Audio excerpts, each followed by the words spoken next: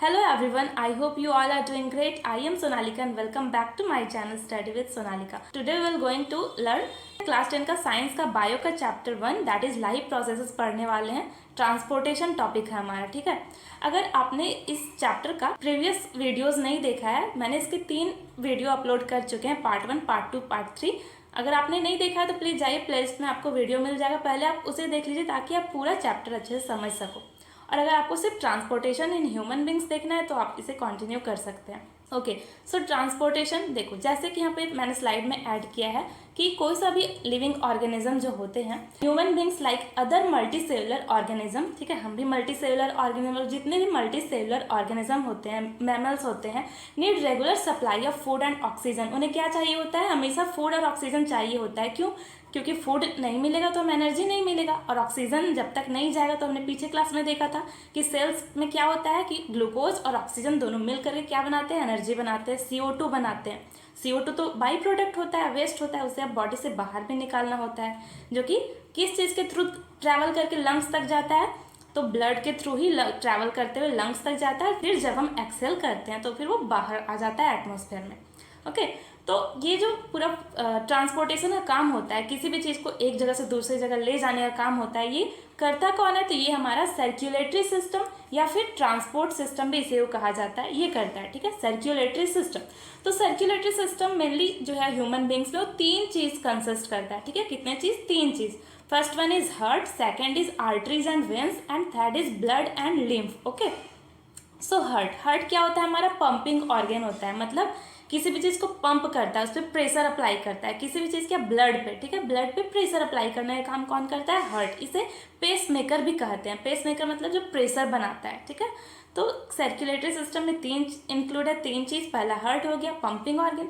Second is blood vessels. Blood vessels like pipe. ठीक है, pipe के थ्रू अब क्या ट्रेवल करता है? मतलब 2 पाइप होते हैं हमारे बॉडी में, समझ लो, पतले पतले वेसल्स होते हैं. एक का नाम होता है आर्टरी और दूसरा का नाम होता है वेन. ओके, फर्स्ट का नाम क्या है? आर्टरी, और दूसरा का नाम है वेन. और थर्ड है हमारा सर्कुलेटरी मीडियम, मतलब जिसके थ्रू कोई भी चीज़ ट्रैवल करेगा, ब्लड और लिम्फ. ठीक है, वो क्या है? ब्लड है और लिम्फ है. मेजर पार्ट होता है ब्लड का, और लिम्फ भी होते हैं. आगे हम डिटेल में देखेंगे इनके बारे में. सो अगर ऑक्सीजन को ही ट्रैवल करना है तो के साथ ट्रैवल करके एक जगह से दूसरी जगह जाएगा, ब्लड के साथ. CO2 को करना है, वो भी ब्लड के साथ ट्रैवल करेगा. और भी दूसरे जो ग्लूकोज वगैरह ट्रैवल करते हैं, वो किसके थ्रू ट्रैवल करते हैं? सर्कुलेटरी मीडियम क्या होता है? ब्लड होता है.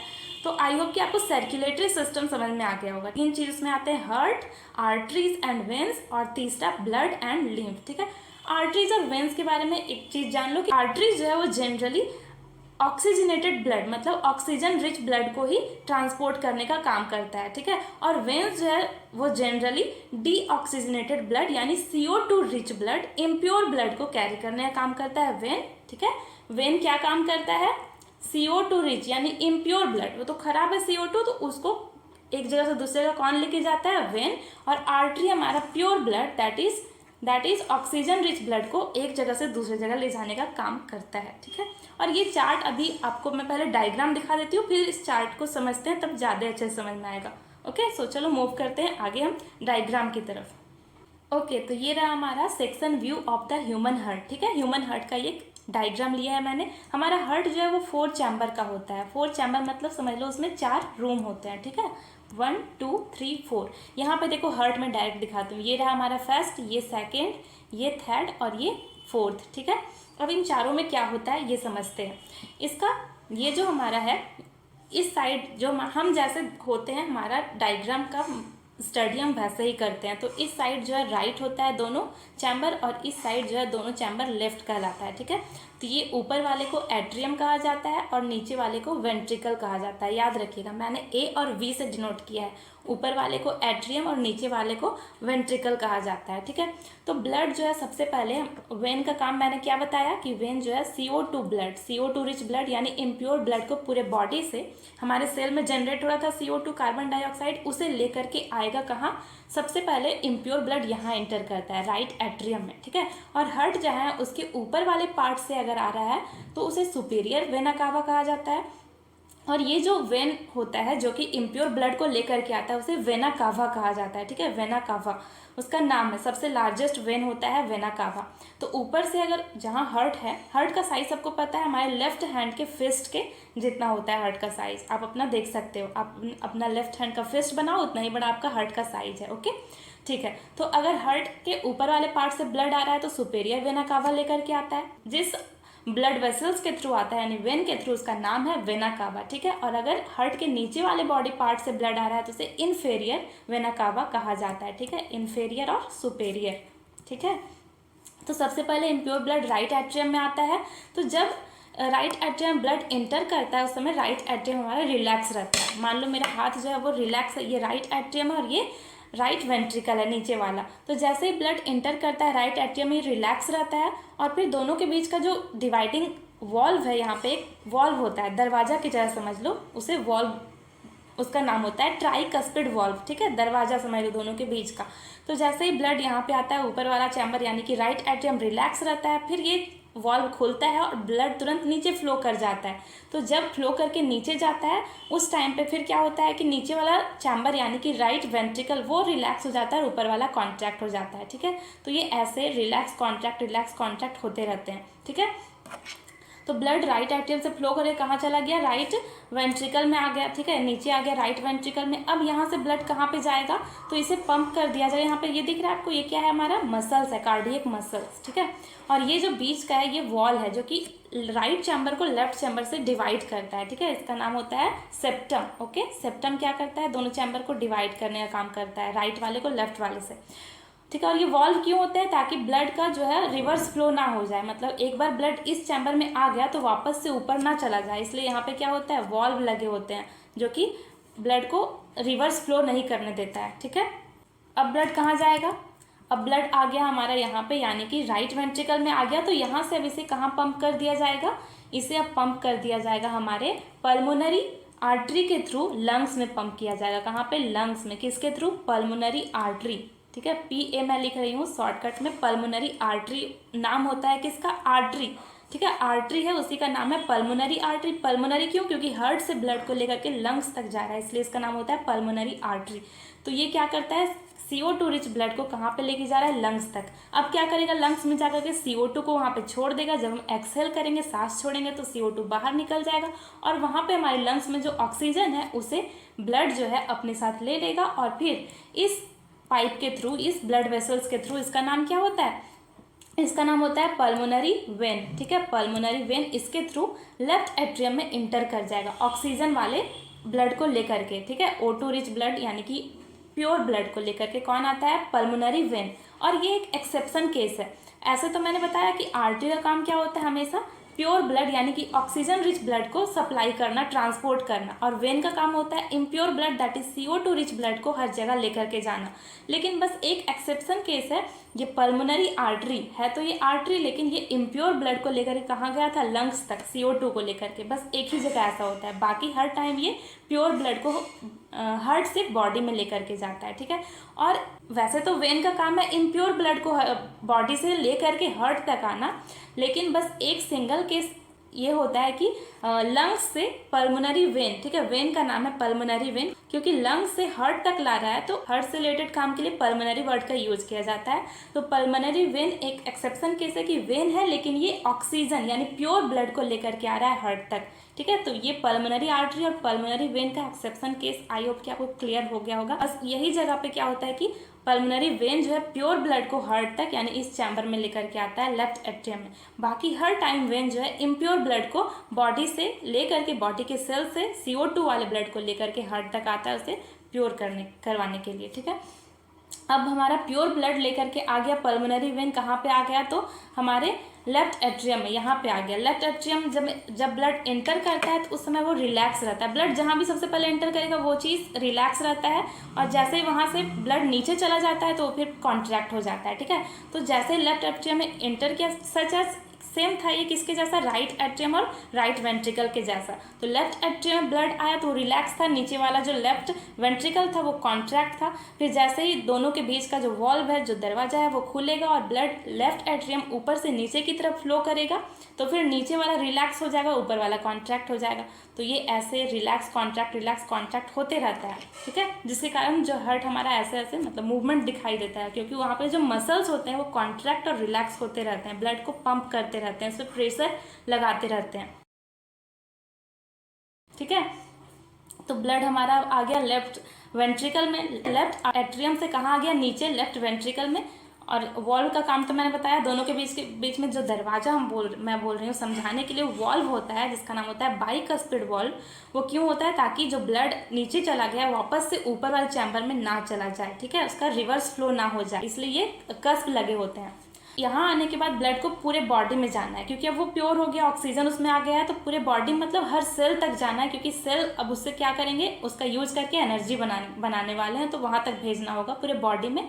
किसको, प्योर ब्लड को, ऑक्सीजनेटेड ब्लड को, ऑक्सीजन रिच ब्लड को। और वो कौन करता है, हमने पढ़ा है कि प्योर ब्लड को कौन लेकर के जाता है पूरे बॉडी में, आर्टरी, ठीक है। तो जो आर्टरी हार्ट से प्योर ब्लड को पूरे बॉडी में लेकर के जाता है, वो उसका नाम होता है अयोर्टा। क्या नाम होता है, अयोर्टा। सबसे लार्जेस्ट आर्टरी होता है अयोर्टा, ठीक है, क्योंकि इससे बहुत सारे आर्टरीज जुड़े होते हैं तो बहुत बड़ा बन जाता है, इसलिए इसका नाम है अयोर्टा, सबसे लार्जेस्ट आर्टरी।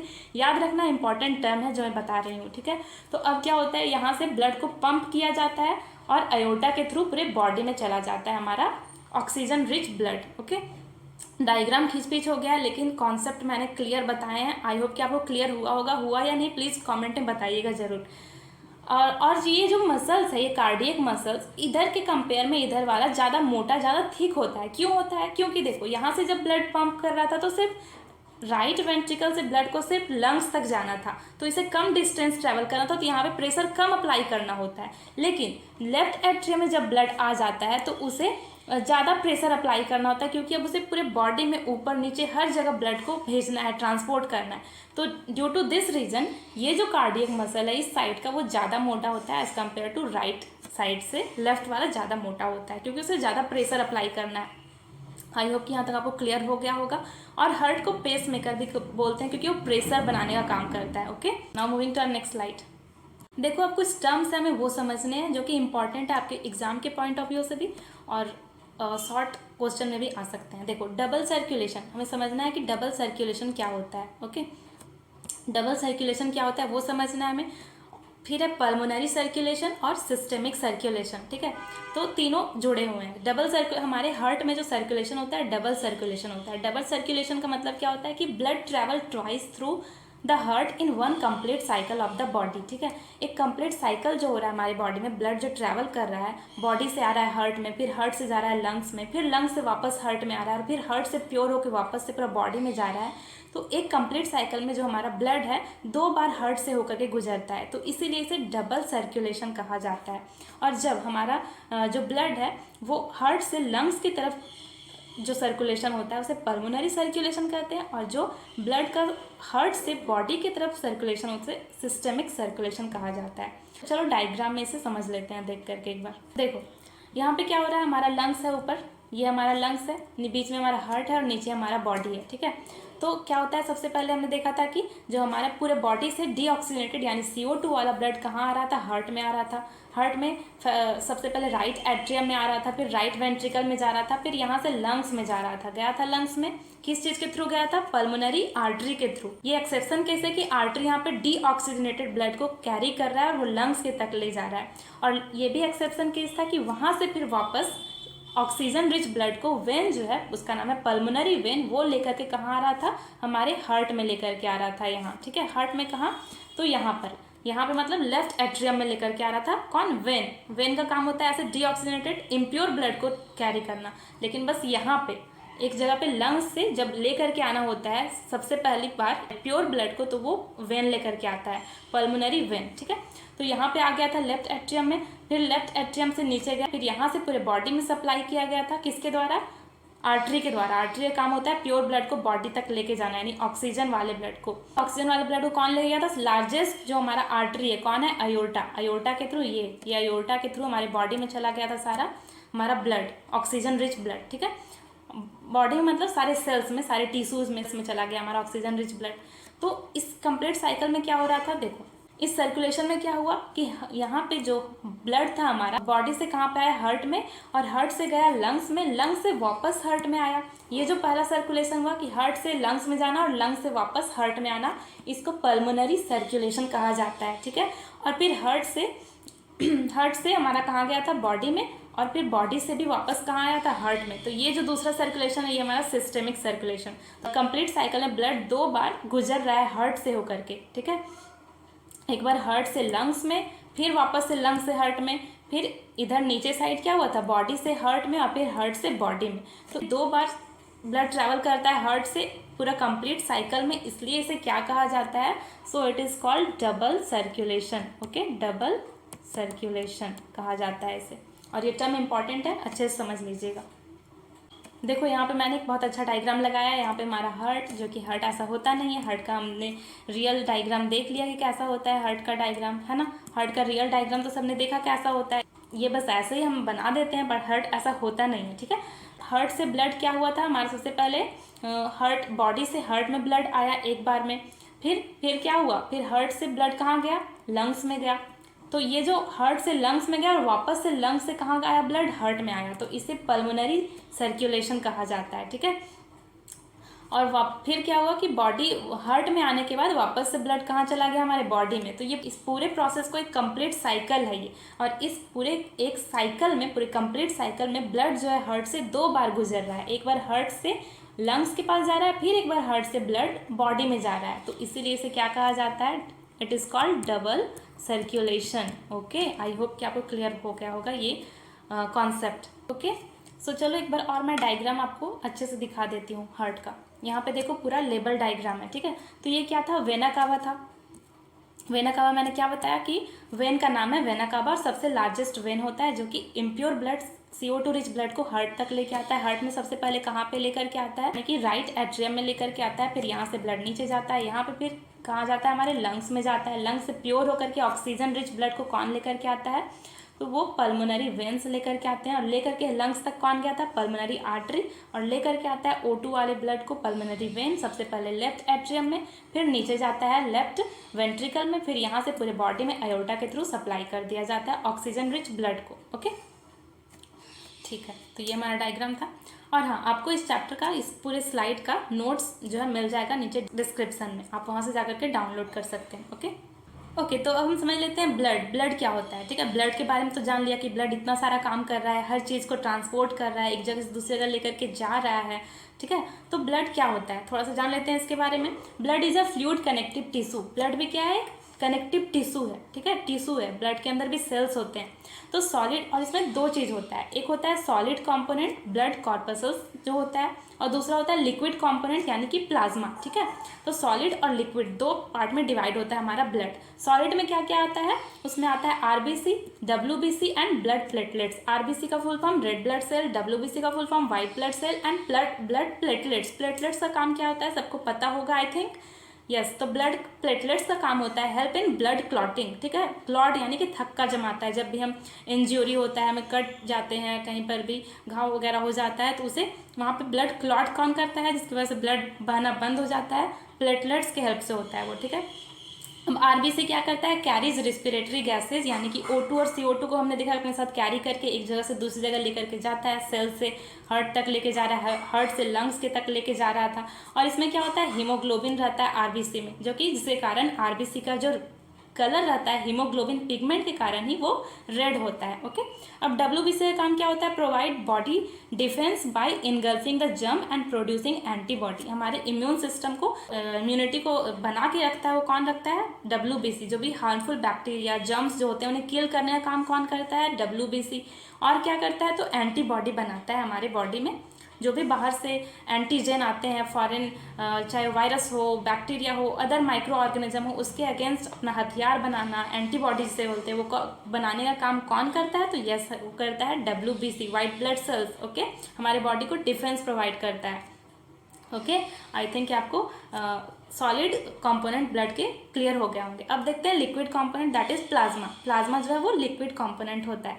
तो प्लाज्मा थेरेपी आप आपने अभी कोविड का टाइम चल रहा था, कोरोना में सुना होगा कि डॉक्टर जो है किस थेरेपी का यूज़ कर रहे थे, प्लाज्मा थेरेपी का, है ना। प्लाज्मा थेरेपी, जो भी कोविड जिसे हो चुका था, जिन पेशेंट्स को, उनका प्लाज्मा लिया जा रहा था और जिसे हो रहा था उनके बॉडी में उसे इंजेक्ट करके, क्यों लिया जा रहा था, जो रिकवर कर चुके थे कोविड से, उनका प्लाज्मा लेकर के जो अभी उस बीमारी से जूझ रहे थे, जिन्हें हुआ था कोविड, उसे उसके बॉडी में डाला जा रहा था। क्यों? क्योंकि जो रिकवर कर चुके हैं उनके बॉडी में तो एंटीबॉडी बन गया होगा, किसके खिलाफ? कोरोना वायरस के खिलाफ। तो वो एंटीबॉडी को इंजेक्ट कर दिया जा रहा था ताकि जो अभी पेशेंट थे वो भी उससे रिकवर कर सके, उनके बॉडी में एंटीबॉडी चला जाए और वो फिर उनका बॉडी कोरोना वायरस के अगेंस्ट लड़ सके और फिर वो भी रिकवर करे। तो प्लाज्मा थेरेपी का इस तरीके से यूज किया जा रहा था। डिटेल में अभी मैं नहीं बताऊंगी, उतना आपको आगे पढ़ना होगा, तो आगे आप हायर क्लासेस में पढ़ेंगे इसके बारे में, ठीक है।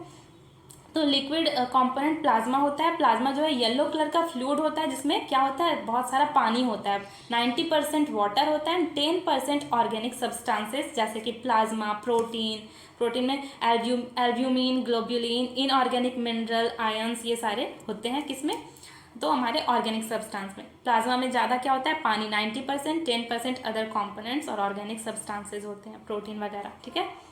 सो आई थिंक कि आपको ब्लड भी समझ में आ गया होगा। समझ में आ रहा है ना, प्लीज़ कमेंट में बताइएगा ज़रूर, और जो भी डाउट होगा आप पूछ सकते हैं कमेंट में। और नोट्स आपको डिस्क्रिप्शन में मिल जाएगा, नोट्स का लिंक, ठीक है, डाउनलोड कर सकते हैं आप वहाँ से जा करके। ये रहा लिम्फ, ठीक है। तो ये डायग्राम है लिम्फ का। लिम्फ क्या होता है? Lymph is a yellow fluid that escape from the blood capillaries. Blood capillaries से ही निकलता है कौन? लिम्फ, जो कि येलो कलर का फ्लूइड होता है। और कहाँ पे होता है? ये इंटरसेलुलर स्पेसेस में पाया जाता है, मतलब दो सेल्स के बीच का जो स्पेस होता है वहाँ पे मिलता है।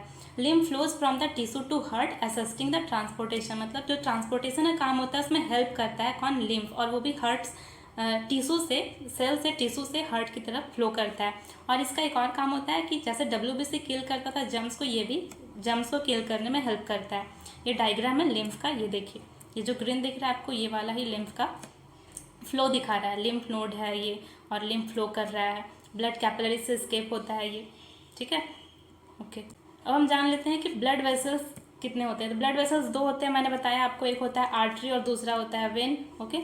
आर्टरी होता है एक और दूसरा होता है वेन। आर्टरी का काम क्या होता है कि कैरी करता है ऑक्सीजनेटेड ब्लड, मतलब ऑक्सीजन रिच ब्लड को from heart to body parts except pulmonary artery, ठीक है। पल्मोनरी आर्टरी का काम क्या होता है? सिर्फ एक ही होता है, मैंने बताया था कि CO2 रिच ब्लड को हार्ट से लंग्स तक लेके जाता है। बाकी सारे आर्टरी जो है वो क्या करते हैं? ऑक्सीजनेटेड ब्लड यानी ऑक्सीजन वाले ब्लड को हार्ट से बॉडी तक लेके जाते हैं, प्योर ब्लड को। ऑल्सो कॉल्ड डिस्ट्रीब्यूटिव वेसल, इसको डिस्ट्रीब्यूटिव वेसल भी कहा जाता है, क्योंकि ये आर्टरी जो है सो ये मेन आर्टरी आगे जा करके बहुत सारे पतले पतले फाइन कैपिलरीज में डिवाइड हो जाता है और ब्लड को अलग अलग पार्ट में भेजता है। थिक एंड इलास्टिक, ये मोटा होता है और इलास्टिक होता है। वॉल्व इसमें एब्सेंट होते हैं और डीप स्कैटर्ड होता है।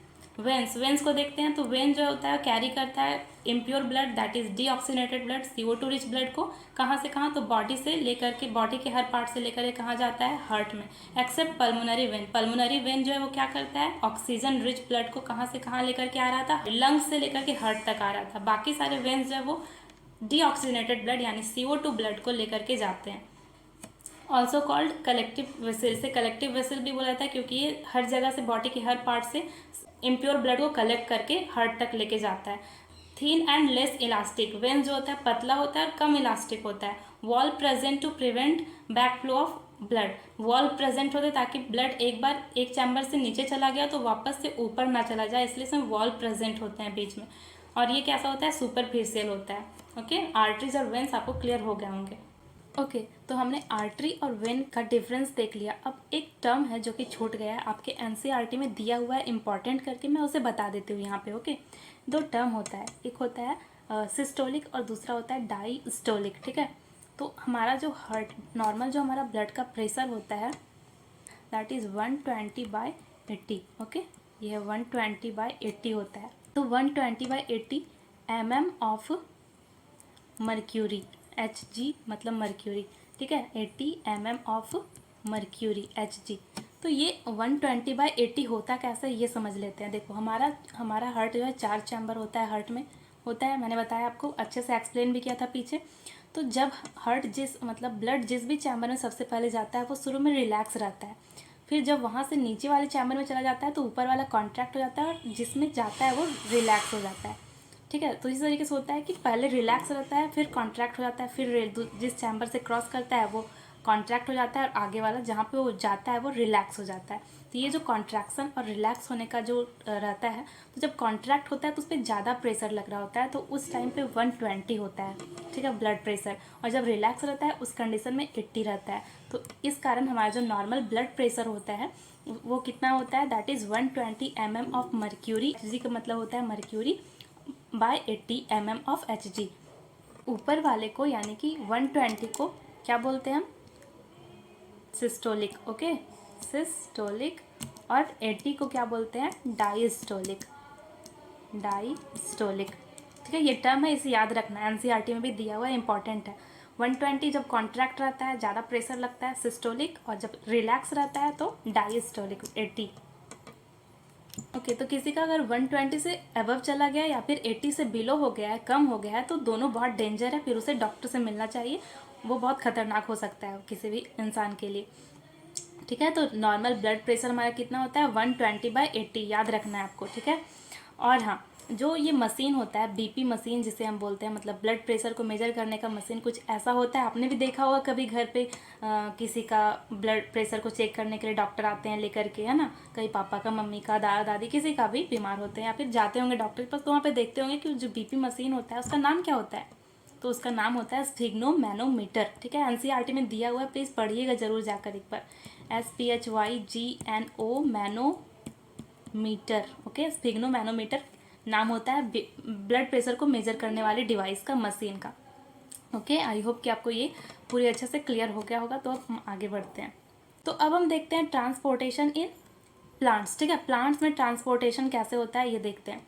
ठीक है, there are 2 main conducting tissues in a plant. Plant में 2 मेन कंडक्टिंग टिश्यू होता है। कंडक्टिंग टिश्यू मतलब जैसे हमारे बॉडी में 2 मेन ब्लड वेसल्स थे, एक था आर्टरी, दूसरा था वेन। आर्टरी का काम क्या था कि प्योर ब्लड को, ऑक्सीजनेटेड ब्लड को हार्ट से पूरे बॉडी में ले जाना, और दूसरा था वेन। वेन का काम क्या था, पूरे बॉडी के सेल से impure blood, that is deoxygenated blood, carbon dioxide rich blood को हार्ट तक लाना, ये काम था। तो सेम वैसे ही हमारे प्लांट्स में भी क्या होता है, 2 कंडक्टिंग टिश्यू होता है, एक जाइलम होता है, एक फ्लोएम होता है। जाइलम का काम क्या होता है, carries water and mineral from roots to other part of the plant. ठीक है, तो जाइलम क्या करता है, अब जाइलम का काम है पानी और मिनरल को एब्जॉर्ब करके नीचे से, पानी कहाँ से मिलता है उसे, मिट्टी से, तो मिट्टी से एब्जॉर्ब करके नीचे से ऊपर वाले पार्ट तक भेजना। तो ये जो जाइलम का मूवमेंट होता है हमेशा अब एक ही डायरेक्शन में होता है। ठीक है, यूनी डायरेक्शनल, क्योंकि वो जब भी पानी लेगा वो नीचे से ही लेगा और भेजेगा ऊपर, तो यूनी डायरेक्शनल होता है। इसमें एनर्जी का यूज़ नहीं होता है। जाइलम को काम करने के लिए एनर्जी का ज़रूरत नहीं होता है, वो खुद हो जाता है। ठीक है, जाइलम में एनर्जी क्यों नहीं लगता ये भी थोड़ा समझ लेते हैं। क्योंकि देखो, प्लांट्स में पानी का कमी होता है उसके रूट्स में, और नीचे जो मिट्टी होता है वहाँ पानी बहुत ज़्यादा होता है, तो वो जो ऑस्मोसिस का प्रोसेस है उसके कारण क्या होता है ऑस्मोसिस में, जो भी चीज़ होता है वो मूव कर जाता है हायर कॉन्सेंट्रेशन से लोअर कॉन्सेंट्रेशन की तरफ। तो रूट में पानी का कमी होता है और मिट्टी में पानी ज़्यादा होता है, तो खुद मूव करके रूट्स में चला जाता है और फिर रूट से ऊपर वाले पार्ट्स में चले जाते हैं पानी। ठीक है, तो अब फ्लोएम देखते हैं। फ्लोएम क्या होता है, फ्लोएम कैरी करता है प्रोडक्ट ऑफ फोटोसिंथेसिस, मतलब फोटोसिंथेसिस का जो भी खाना बनने के बाद प्लांट्स में जो भी प्रोडक्ट बन जाता है, ग्लूकोज, स्टार्च जो बन जाता है, उसे leaves to other part of the plant. तो वो मान लो ये प्लांट है हमारा, ठीक है, ये लीफ है प्लांट्स के, तो यहाँ पे अब खाना बन गया, फोटोसिंथेसिस हो गया और खाना बन गया। ठीक है, यहाँ पे खाना बन गया, ग्रीन लीव्स में खाना बन गया प्लांट्स का। अब यहाँ से इसको दूसरे पार्ट में जाना है, तो ऊपर भी जाएगा खाना, नीचे भी जाएगा, हर तरफ जाएगा खाना, ऊपर नीचे हर डायरेक्शन में। तो ये बाई डायरेक्शनल होता है। फ्लोएम का जो मूवमेंट होता है बाई डायरेक्शनल होता है, लेकिन जाइलम का यूनी डायरेक्शन, क्योंकि पानी हमेशा नीचे से ऊपर की तरफ ही जाएगा, लेकिन खाना पत्ती से हर पार्ट में जाएगा, ऊपर नीचे हर जगह। तो ये बाई डायरेक्शनल होता है, याद रखना। और इसमें एनर्जी का यूज़ होता है, जो कि एटीपी बनाते हैं प्लांट्स, उसी का यूज़ करके फिर फोटोसिंथेसिस जो खाना बन जाता है उसे एक जगह से दूसरी जगह भेजने के लिए एटीपी का ज़रूरत होता है। पर पानी को ऊपर तक भेजने के लिए एनर्जी का ज़रूरत नहीं होता है, वो खुद हो जाता है। ओके, ये था हमारा ट्रांसपोर्टेशन इन प्लांट्स। ठीक है, सो अब हमारा है ट्रांसपिरेशन। सॉरी, यहाँ पे गलती से ट्रांसपोर्टेशन लिखा गया है, ये ट्रांसपोर्टेशन नहीं होगा, ये होगा हमारा ट्रांसपिरेशन। ठीक है, PIRATION। ट्रांसपिरेशन क्या होता है? Is the process by which plant loose water in the form of water vapour. ठीक है, ट्रांसपिरेशन का प्रोसेस से प्लांट्स क्या करते हैं? वाटर वेपर के फॉर्म में वाटर को लूज करते हैं। उनके पत्ते से जो पानी निकलता है वो प्रोसेस क्या कहलाता है? ट्रांसपिरेशन कहलाता है। ठीक है, और रोल ऑफ ट्रांसपिरेशन, ट्रांसपिरेशन में होता क्या है? चलो ये देख लेते हैं। Absorption and upward movement of water and mineral by creating pool. ठीक है, पानी को पहले तो एब्जॉर्ब किया जाता है, फिर उसे अपवर्ड मूवमेंट मतलब ऊपर की तरफ उसे भेज दिया जाता है। किसको? वाटर को और मिनरल को। और वो कैसे होता है? पूल क्रिएट होता है। पूल क्रिएट मतलब वो खुद खींच लिया जाता है पानी को। रोल ऑफ ट्रांसपिरेशन बस यही था कि एब्जॉर्प्शन, पहला तो एब्जॉर्ब करना, दूसरा upward movement of water and mineral by creating pool. जैसे कि पानी रूट से मतलब मिट्टी से रूट ले रहा था और फिर उसे ऊपर भेज रहा था। ठीक है, तो ये जो पुल जो क्रिएट हो रहा है मतलब पानी खुद ब खुद नीचे से ऊपर की तरफ जा रहा है, अपवर्ड मूवमेंट हो रहा है, ये रोल होता है ट्रांसपिरेशन का। और इसमें एक्स्ट्रा एनर्जी भी प्लांट को नहीं लगाना होता है। ठीक है, help in temperature regulation in plant. और क्या करता है ट्रांसपिरेशन के कारण? क्या होता है? टेम्परेचर जो है रेगुलेट होते रहता है प्लांट में, इसमें भी हेल्प करता है। फिर ट्रांसलोकेशन, ट्रांसपिरेशन देख लिया हमने। Translocation, transport of food from leaves. ठीक है, लीव क्या होता है? लीव को क्या कहा जाता है? लीव को कहा जाता है फूड फैक्ट्री। ठीक है, फूड फैक्ट्री क्यों? क्योंकि वहाँ पे खाना बनता है लीव्स में से। लीव्स को क्या कहा जाता है? Food factory of the plant. To different part of the plant is called translocation. मतलब पत्तियों में खाना बन जाता है, अब खाना को दूसरे जगह पे भेजना, ऊपर नीचे हर पार्ट में प्लांट का, यही क्या कहलाता है? ट्रांसलोकेशन कहलाता है, फूड को ट्रांसपोर्ट करना। ओके, सो ये था ट्रांसपिरेशन और ट्रांसलोकेशन प्लांट्स में। आई होप कि आपको ये दोनों टॉपिक क्लियर हो गए होंगे, दोनों का डेफिनेशन समझ में आ गया होगा। Okay, so that's all for today's class. Thank you so much for watching this video. और हाँ, फिर से आपको याद दिला देती हूँ, इसका मैं पार्ट 1, 2 और 3 अपलोड कर चुकी हूँ। प्लीज़ जाइए, प्लेलिस्ट में वीडियो है, आप जाके देखिए और मस्ती भी करते रहिए, पढ़ते रहिए मन लगाकर। आगे भी इसका लास्ट पार्ट आएगा, that is excretion in plants and animals. ठीक है, वो भी बहुत इंपॉर्टेंट है, देखना मत भूलिएगा। अगर वीडियो अच्छा लग रहा है तो प्लीज़ इसे अपने दोस्तों के साथ शेयर करना मत भूलिएगा और चैनल को लाइक सब्सक्राइब करना मत भूलिएगा, ताकि आपको अपकमिंग वीडियोज़ के नोटिफिकेशन टाइम से मिलते रहें। So stay tuned with me. Thank you, thanks for watching.